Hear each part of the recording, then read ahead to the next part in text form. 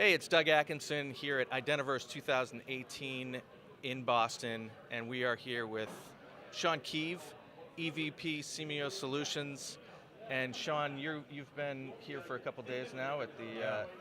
Identiverse conference, and Simeio is really bringing a little bit different approach, right? You're not necessarily a point solution. You're really kind of more of an orchestrator of multiple solutions and a partner to a lot of these guys, including Ping. That's exactly right. Most companies kind of fit in one camp. They're either a product company or they're a service company. We're really a solutions provider.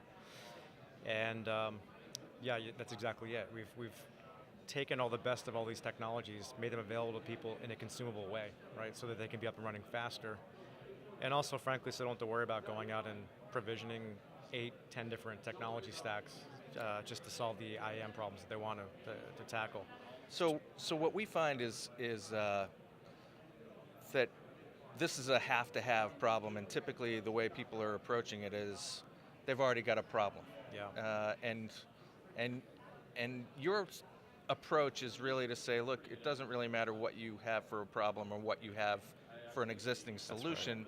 We can come in and help you sort through, where you are and where you really need to go. That's right. I think the problem is universal, and the fact that this keeps getting bigger every year is testament to that. It gets a bigger crowd every year about our identity, but the thing about Simeio is we built our service in a way and our solution in a way that you can engage with us wherever you are in your journey, right? So some people it's purely greenfield. Some people may already have investments they made in an on-prem technology or maybe some cloud stuff. But we've built our identity orchestrator to interoperate with whatever you've got existing on-prem. We can manage that, and we can then deploy cloud services over time when you're ready for it. And you can work in any direction you want to. Some people start with governance. Some people want to tackle privilege first. Some people want to tackle access request. It doesn't really matter, which is what makes sense for the business, and prioritizing that, make sure you've got the proper plan to roll that out properly. So where are we in terms of, adoption and sophistication? I mean, certainly enterprises tend to react to things, in a knee-jerk reaction sometimes. Are they fully implemented across, every type of solution that you just mentioned, or is it really still kind of early in that evolution? I think there are some people that have, from a functionality perspective, have rolled out all the key capabilities that they would want to. The challenge, though, is that the computing environment keeps changing. So they may be mature in terms of the use cases, whether it's provisioning, access requests, and governance and so forth. Maybe they're out there, but what's happened is the applications have then moved. The application interfaces have changed. The infrastructure and the compute platforms have changed. So it really, because of that, it needs to be run as a program. These are things that kind of change over time. You need to have a program that evolves with that. But that said, very few people have everything in place already. So I always tell customers, don't feel bad about where you are. It's a maturity scale, and very few people are highly mature. Very, very few.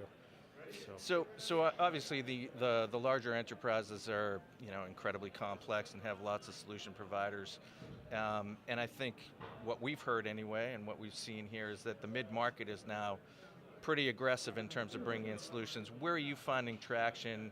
What do you see as kind of the growth opportunity right now? Pretty much across the board, but I agree, mid-market, particularly you've got a lot of smaller companies from an employee standpoint that are now on the web, and they're servicing millions of customers. So if you imagine a small company, 200 employees, servicing 3 or 4 or 5, maybe 10 million clients, they don't necessarily have the IT staff to do what it takes to actually protect those environments, to make it a seamless registration process for the end users and so forth. So yeah, on the consumer identity side especially, we're seeing a lot of growth there because they need that, and they want their customers to have a good experience. They want the customers to feel like there's a good affinity. And frankly, they want to know their customer. Now, the enterprise space, very different. When I say enterprise, large enterprise space, a lot of these global companies, they have multiple lines of service. A lot of governments have multiple agencies. So they're tackling with how do they get one relationship with my citizen, is my customer in the government space. If it's commercial space, it's my customer.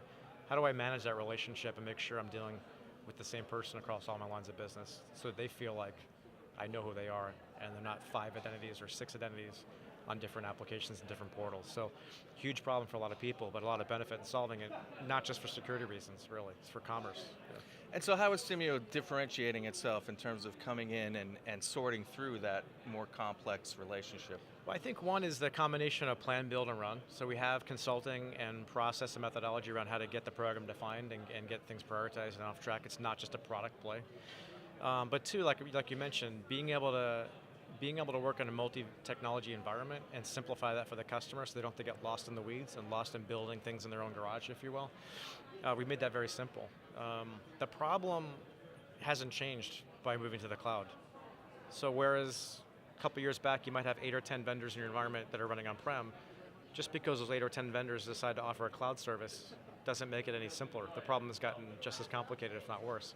I still have to figure out how to get those 8 or 10 products and vendors to work together. So that's the problem that Simeio is solving, is giving the customer one face, one view, one interface on a service level basis for those IAM services, and they can roll out those use cases as they need to. Well, this has certainly been very interesting. The event, you're right, is getting larger and larger, and there's a lot of activity, a lot of solution providers. Thanks very much for spending some time with us, helping us understand better about Simeio, and have a great rest of the show. Very welcome. Thanks for having me. It was great talking to you and sharing all the perspectives we have. Okay.